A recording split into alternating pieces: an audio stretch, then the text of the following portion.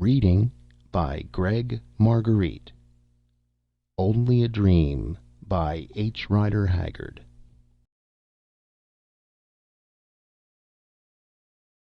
Footprints. Footprints. The footprints of one dead. How ghastly they look as they fall before me. Up and down the long hall they go, and I follow them, pit pat. They fall those unearthly steps, and beneath them starts up that awful impress. I can see it grow upon the marble, a damp and dreadful thing. Tread them down, tread them out, follow after them with muddy shoes and cover them up. In vain. See how they rise through the mire. Who can tread out the footprints of the dead? And so on, up and down the dim vista of the past, following the sounds of the dead feet that wander so restlessly, stamping upon the impress that will not be stamped out. Rave on, wild wind, eternal voice of human misery. Fall, dead footsteps, eternal echo of human memory. Stamp, miry feet, stamp into forgetfulness that which will not be forgotten. And so on to the end. Pretty ideas for a man about to be married, especially when they float into his brain at night like ominous clouds into a summer sky, and he is going to be married tomorrow. There is no mistake about it. The wedding, I mean. To be plain and matter of fact, why, there stand the presents, or some of them, and very handsome presents they are, ranged in solemn rows upon the long table. It is a remarkable thing to observe when one is about to make a really satisfactory marriage, how scores of unsuspected or forgotten friends crop up and send little tokens of their esteem. It was very different when I married my first wife, I remember, but then that match was not satisfactory. Just a love match, no more. There they stand in solemn rows, as I have said, and inspire me with beautiful thoughts about the innate kindness of human nature, especially the human nature of our distant cousins. It is possible to grow almost poetical over a silver teapot when one is going to be married tomorrow. On how many future mornings shall I be confronted with that teapot? Probably for all my life, and on the other side of the teapot will be the cream jug, and the electro-plated urn will hiss away behind them both. Also, the chased sugar basin will be in front, full of sugar, and behind everything will be my second wife. "My dear," she will say, "will you have another cup of tea?" And probably I shall have another cup. Well, it is very curious to notice what ideas will come into a man's head sometimes. Sometimes something waves a magic wand over his being, and from the recesses of his soul dim things arise and walk. At unexpected moments they come, and he grows aware of the issues of his mysterious life, and his heart shakes and shivers like a lightning-shattered tree. In that drear light all earthly things seem far, and all unseen things draw near and take shape and awe him. And he knows not what is true and what is false, neither can he trace the edge that marks off the spirit from the life. Then it is that the footsteps echo, and the ghostly footprints will not be stamped out. Pretty thoughts again, and how persistently they come! It is 1 o'clock, and I will go to bed. The rain is falling in sheets outside. I can hear it lashing against the window panes, and the wind wails through the tall, wet elms at the end of the garden. I could tell the voice of those elms anywhere. I know it as well as the voice of a friend. What a night it is! We sometimes get them in this part of England in October. It was just such a night when my first wife died, and that is 3 years ago. I remember how she sat up in her bed. "Ah, those horrible elms!" she said. "I wish you would have them cut down, Frank. They cry like a woman." And I said I would, and just after that she died, poor dear. And so the old elms stand, and I like their music. It is a strange thing. I was half broken-hearted, for I loved her dearly, and she loved me with all her life and strength, and now I am going to be married again. "Frank, Frank, don't forget me." Those were my wife's last words, and indeed, though I am going to be married again tomorrow, I have not forgotten her. Nor shall I forget how Annie Guthrie, whom I am going to marry now, came to see her the day before she died. I know that Annie always liked me more or less, and I think that my dear wife guessed it. After she had kissed Annie and bid her a last good-bye, and the door had closed, she spoke quite suddenly. "There goes your future wife, Frank," she said. You should have married her at first instead of me. She's very handsome and very good, and she has 2,000 a year.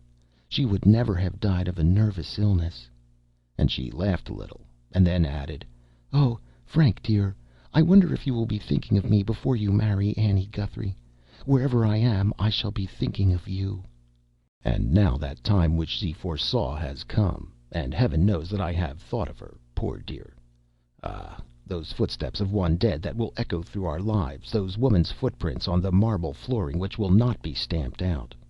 Most of us have heard and seen them at some time or another, and I hear and see them very plainly tonight. Poor dead wife! I wonder if there are any doors in the land where you have gone through which you can creep out to look at me tonight. I hope that there are none.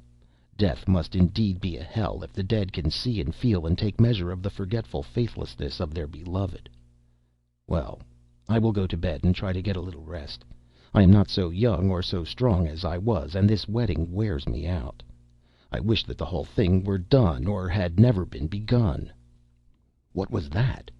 It was not the wind, for it never makes that sound here, and it was not the rain, since the rain has ceased its surging for a moment.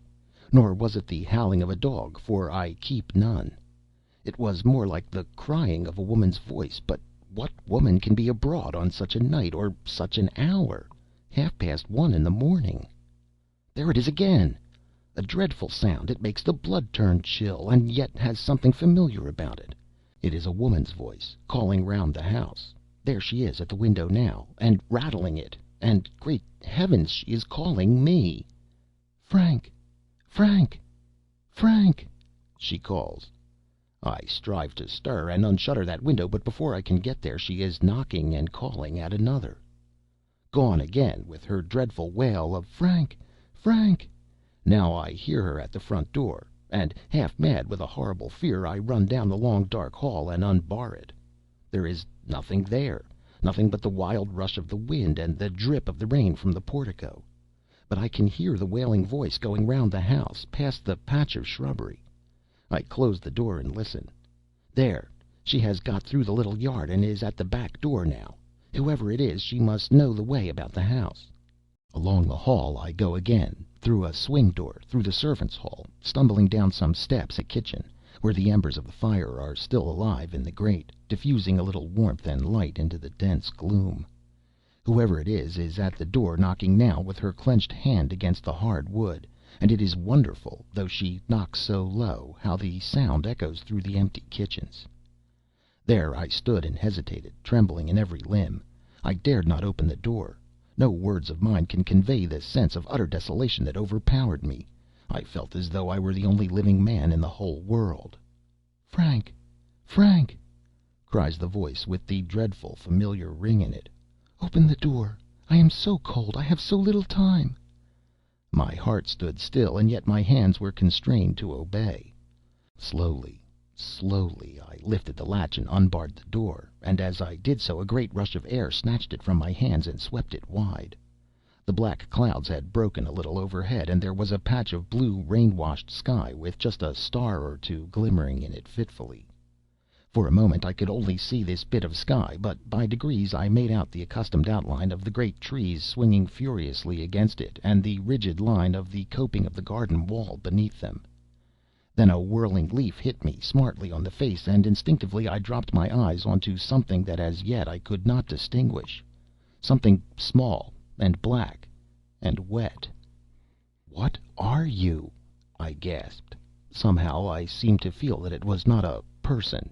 I could not say, "Who are you?" "Don't you know me?" wailed the voice, with the far-off familiar ring about it. "And I mayn't come in and show myself. I haven't the time. You were so long opening the door, Frank, and I am so cold. Oh, so bitterly cold. Look there, the moon is coming out, and you will be able to see me. I suppose that you long to see me, as I have longed to see you." As the figure spoke, or rather wailed, a moonbeam struggled through the watery air and fell on it. It was short and shrunken, the figure of a tiny woman. Also it was dressed in black, and wore a black covering over the whole head, shrouding it, after the fashion of a bridal veil. From every part of this veil and dress the water fell in heavy drops.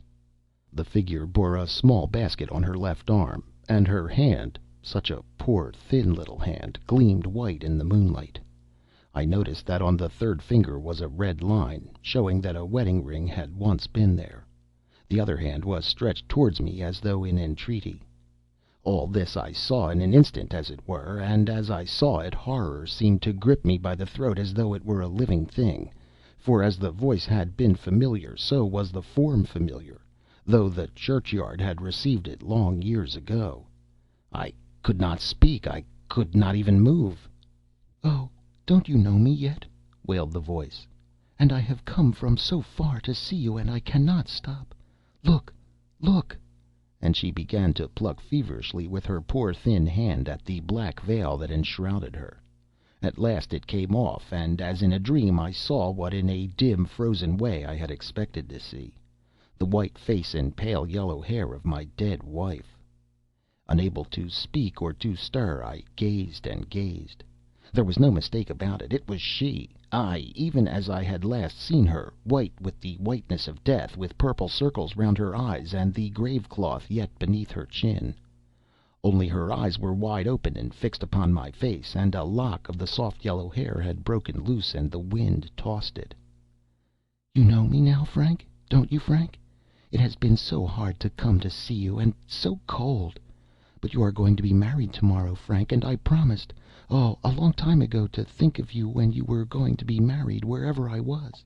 And I have kept my promise, and I have come from where I am and brought a present with me. It was bitter to die so young. I was so young to die and leave you, but I had to go. Take it, be quick.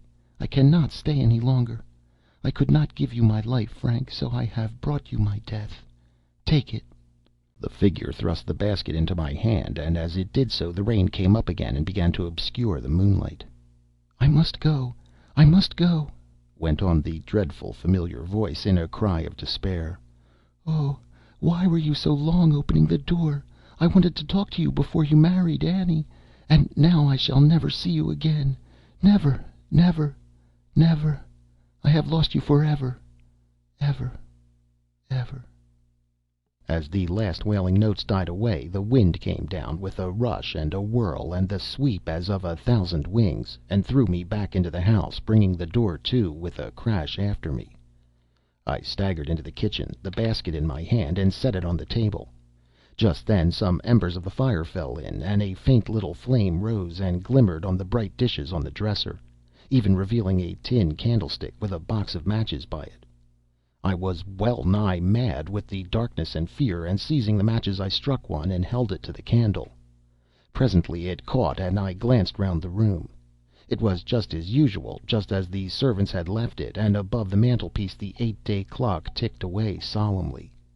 While I looked at it, it struck 2, and in a dim fashion I was thankful for its friendly sound. Then I looked at the basket. It was a very fine white plated work, with black bands running up it, and a checkered black and white handle. I knew it well. I have never seen another like it. I bought it years ago at Madeira, and gave it to my poor wife. Ultimately it was washed overboard in a gale in the Irish Channel. I remember that it was full of newspapers and library books, and I had to pay for them. Many and many is the time that I have seen that identical basket standing there on that very kitchen table, for my dear wife always used to put flowers in it, and the shortest cut from that part of the garden where her roses grew was through the kitchen. She used to gather the flowers, and then come in and place her basket on the table, just where it stood now, and order the dinner. All this passed through my mind in a few seconds, as I stood there with the candle in my hand, feeling indeed half dead, and yet with my mind painfully alive. I began to wonder if I had gone asleep and was the victim of a nightmare. No such thing. I wish it had only been a nightmare. A mouse ran out along the dresser and jumped onto the floor, making quite a crash in the silence. What was in the basket? I feared to look, and yet some power within me forced me to do it. I drew near to the table and stood for a moment, listening to the sound of my own heart. Then I stretched out my hand and slowly raised the lid of the basket. "I could not give you my life, so I have brought you my death." Those were her words. What could she mean? And what could it all mean? I must know, or I would go mad. There it lay, whatever it was, wrapped up in linen. Ah, heaven help me! It was a small, bleached human skull! A dream. After all, only a dream by the fire, but what a dream! And I am to be married tomorrow. Can I be married tomorrow? End of Only a Dream by H. Rider Haggard